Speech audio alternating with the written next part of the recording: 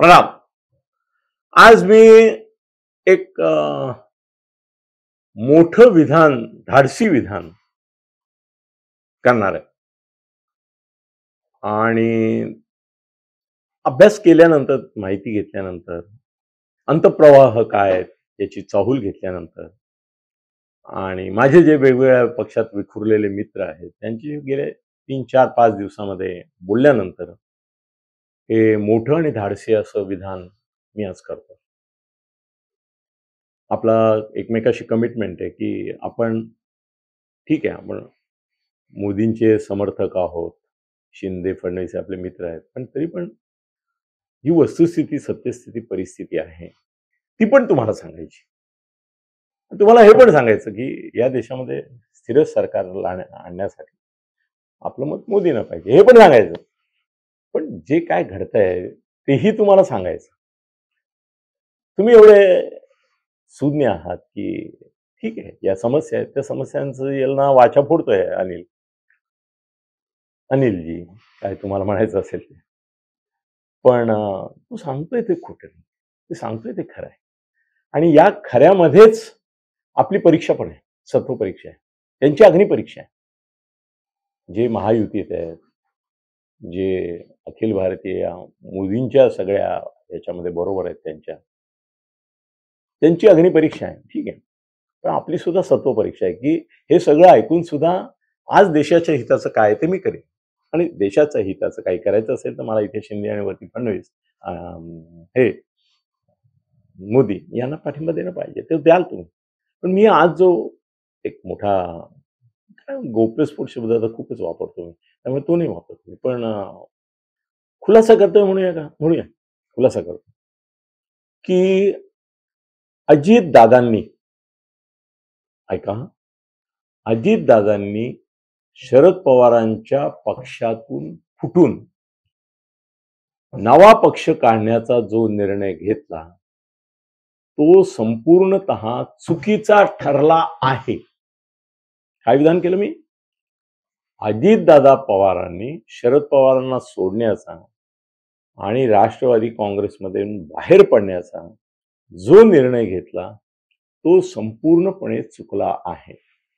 अंगाशी आलाय, बुमरँग झालाय आणि महाराष्ट्रामध्ये अशी स्थिती आली आहे की चिन्ह अधिकृतपणे अजितदादांकडे, नाव अधिकृतपणे अजितदादांकडे, पण पक्षाची पुण्याई पाठिंबा, समर्थन, लोकांमधली लोकप्रियता, लोकांमधील आत्मीयता, लोकांच्या मनातील राष्ट्रवादी पक्ष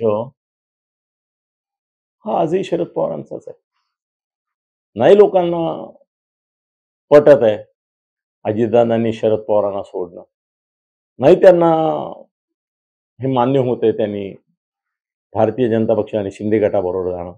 शिंदे गटालाही बाध्य नाहीये, त्यांनी असं उपऱ्यासारखं, पॅराशूटधारीसारखं वरतून शहांच्या मदतीने इथे येऊन घुसखोरी करणं, 10 मंत्री घेणं, आता जागा मागणं की आम्हाला आता भुजबळ तर निर्लज्जपणे असं म्हणाले की जेवढ्या जागा शिंदे गटाला द्याल तेवढ्याच आम्हाला द्या. यातलं काही होणार नाही, त्यांना तेवढ्या जागा मिळणार नाहीत वगैरे, ते सोडा. पण मी आज सांगतो तुम्हाला, आज हे सांगण्याला विशेष आहे. झाल्यानंतर सगळेच म्हणतील हा बरोबर आहे, असं झालं, मग त्याची कारण मीमांसा करतील, मग त्याची कारण मीमांसा, हे असं झालं ना म्हणून अजितदादांचं हे चुकलंच, त्यांनी असं फोडायलाच नव्हता पक्ष. या पक्षात राहून आपलं स्थान कसं टिकवायचं हा विचार त्यांनी करायला पाहिजे. ही 40 लोक शरद पवारांसमोर उभं करून, बघा बाबा यांची इच्छा आहे की तुम्ही नेतृत्व सोडताय, राजीनामा देताय, ठीक आहे, सुप्रियाला राष्ट्रीय अध्यक्ष करा, मला महाराष्ट्राचा अध्यक्ष करा आणि आपण हे चालू सगळा पक्ष. पण त्याच्याऐवजी ते शहांच्या नादी लागले आणि त्यांनी पक्ष फोडला आणि ते पक्ष फोडण्यामध्ये 40 आमदार सामील झाले. त्यांचे एकदा खासदार किती आहेत अजितदादाचे? बघ रे, अजितदादाचे खासदार किती आहेत? एक प्रफुल्ल पटेल आहेत राज्यसभेमध्ये, बाकी आहेत का बघ. सुनील तटकरे एकच आहे. बर, मग अरे इकडे शिंदेची बरोबरी करतात, त्यांच्याकडे 13 आहेत ते जाऊ द्या.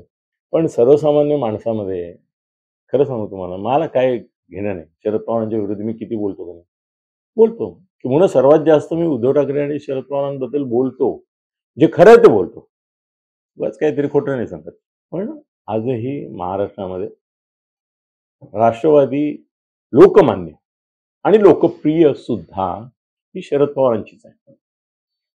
यांची राष्ट्रवादी कोणाची? अजितदादा पवारांची. ही कसं आहे ना की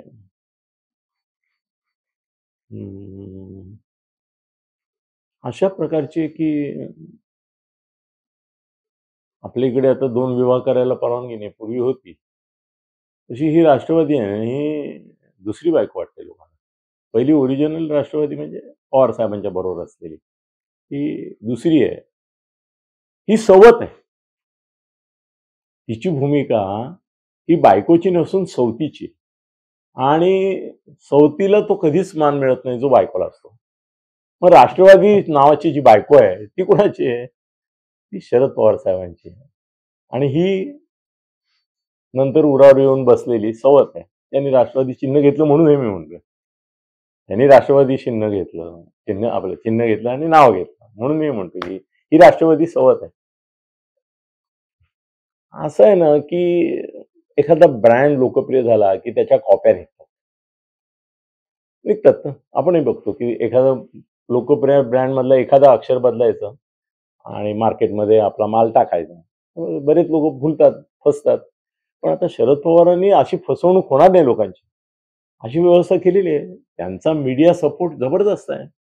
अजितदादा मीडिया मॅनेजच करत नाहीये. म्हणजे तिकडे बारामतीला ते म्हणतात की जवळजवळ 100-150 कोटीचं बजेट आहे अजितदादांचं.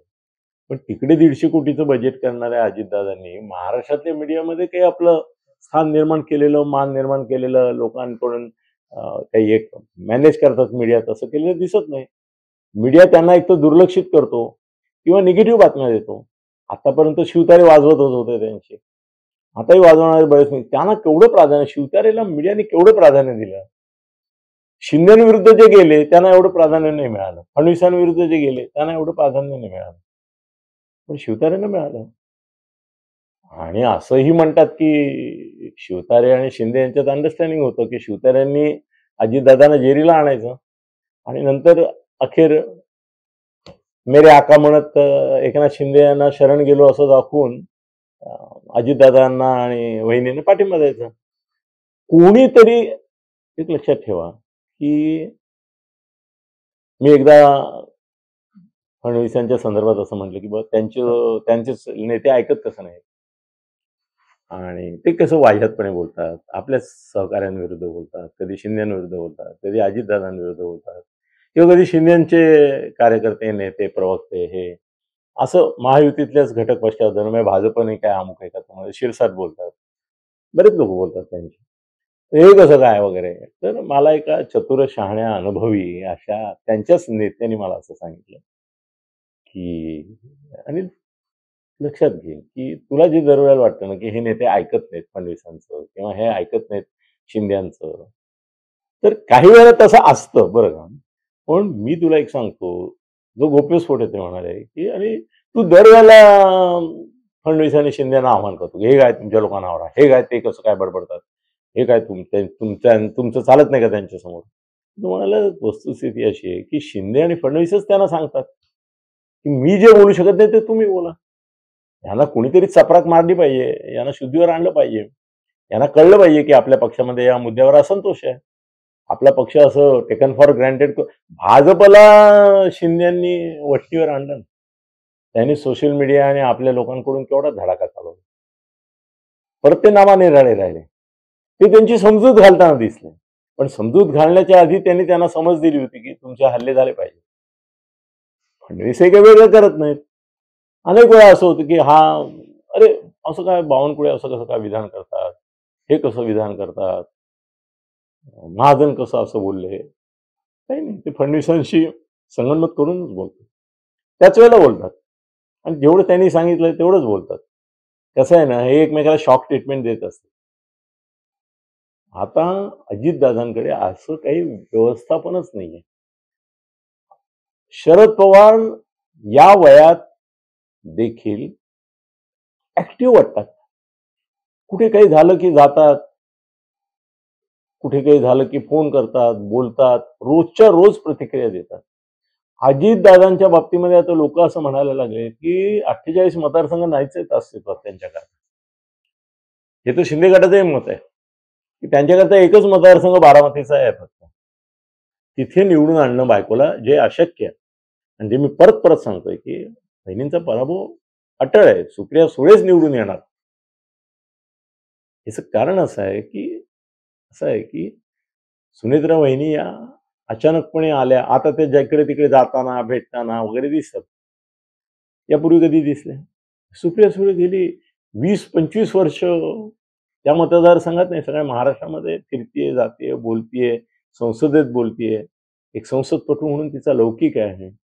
शरद पवारांची पुण्याई तिच्या मागे उभी आहे. आणि शरद पवारांची ही अखेरची निवडणूक आहे लोकसभेची, असं सगळ्यांनी गृहीत धरून एकदा त्यांच्या मनासारखं होऊन जाऊ द्या. त्यांच्या मुलीला नाही पराभूत करायचं. अजितदादा आणि शरद पवार यांच्यामध्ये आपल्याला निवड करायची आहे ना, मग आपण शरद पवारांचीच निवड करूया. या पद्धतीने चाललंय सगळं. म्हणून तो पराभव आहे. सुप्रियाचं काहीतरी मूल्यमापन, मग यांचं मूल्यमापन, मग तुलना, हे विषयच नाहीये. दुसरी गोष्ट अजितदादांच्या संदर्भात अशी होती की त्यांच्याकडे 40 आमदार आहेत, 1 खासदार आहे तटकरे त्यांच्यामध्ये, ज्याला त्यांनी तिकीट दिलेलं आहे. पण बाकी त्यांचा अट्टाहास जो आहे तो लोकांना पटत नाहीये.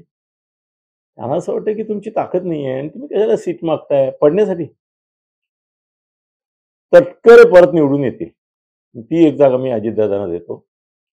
बाकी दुसरी जागा देत पण नाहीये मी. मग तुम्हाला अशी स्थिती येणार आहे की निवडणुकीनंतर तुमच्या लक्षात येईल की आपला निर्णय चुकला.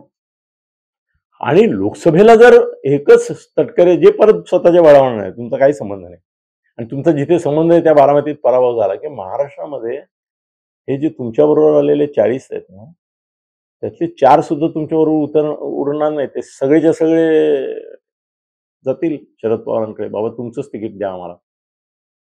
आज खरोखरच अशी स्थिती आहे, परिस्थिती आहे, सत्यस्थिती आहे की अजितदादांची राष्ट्रवादी ही कागदोपत्री निवडणूक आयोग आणि आपले सभापती, सभाध्यक्ष विधानसभेचे यांच्या पुरतीच मान्यता प्राप्त आहे. लोकमान्यता तिला नाही. अजितदादांचा निर्णय चुकला आहे. मी आता ते सिनेमाचं नाव नाही आठवत आहे मला, पण त्याच्यामध्ये तो त्याला सल्ला देतो की प्रस्थापिता विरुद्ध लढण्यासाठी तुम्हाला प्रस्थापिताचा एक भाग राहावा लागतो, व्हावं लागतं. अजितदादांना शरद पवारांच्या बरोबर राहूनच सगळं मिळालं ना आतापर्यंत. उपमुख्यमंत्री ते झाले, इकडून झाले तेही पवार साहेबांमुळेच झाले होते. मुख्यमंत्री नाही झाले, पण इथे ते होणार नाहीच आहेत. आता तर लोकसभा निवडणुकीत एकदा त्यांची इज्जत गेली आणि विधानसभा निवडणुकीच्या आधी आमदार पळाले की त्यांचा दावाच फोल ठरणार आहे. काय सांगता येतं, काहीतरी कारण करून युती तोडून पण टाकतील भाजपवाले. ते निष्ठुर आहेत, निर्दय आहेत. ते फक्त आपल्या पक्षीय स्वार्थाचा विचार करतात. बसवतात ना, सवती आणून बसवतच ना. तेव्हा कुठे शिंदेच्या मनाचा विचार केला असता तर त्याने अजितदादाने या पद्धतीने लादलं नसतं, नाही का. ते करतात, तसं ते करू शकतात. पण एकच सांगतो तुम्हाला, या निर्णयाचा अजितदादांना पश्चाताप होईल. तर ते कबूल करतील की नाही मला माहिती नाही. याचं प्रायश्चित्त ते घेतील की नाही, पण लोक त्यांना प्रायश्चित्त देतील. अजितदादांचा सर्वत्र पराभव तटकरे सोडून होणार. आणि वहिनींचा पराभव हा त्यांच्यासाठी फार मोठा स्वतःला मानसिक आणि सामाजिक धक्का सुद्धा ठरला. म्हणजे त्या क्षणाला लोकांना असं वाटेल की फक्त कागदावर राष्ट्रवादी यांची आहे, प्रत्यक्ष राष्ट्रवादी यांची आहे. दादा, कमाई किती आहे याच्यावर लोक मतदान करणार नाही, पुण्य किती आहे त्याच्यावर करणार. त्यामुळे शरद पवारांसमोर तुमचा टिकाव लागत नाही. त्यामुळे मला असं स्पष्टपणे वाटतं की तुमचा निर्णय चुकला. पण आता तुम्हाला काही करता येणार नाही. विधानसभेची, लोकसभेची निवडणूक तुम्ही लढवा. त्यातल्या पराभवाचं मग अंतर्मुख होऊन परिशीलन करा आणि मग पापक्षालन करण्यासाठी काय करायचं याचा विचार करा. धन्यवाद.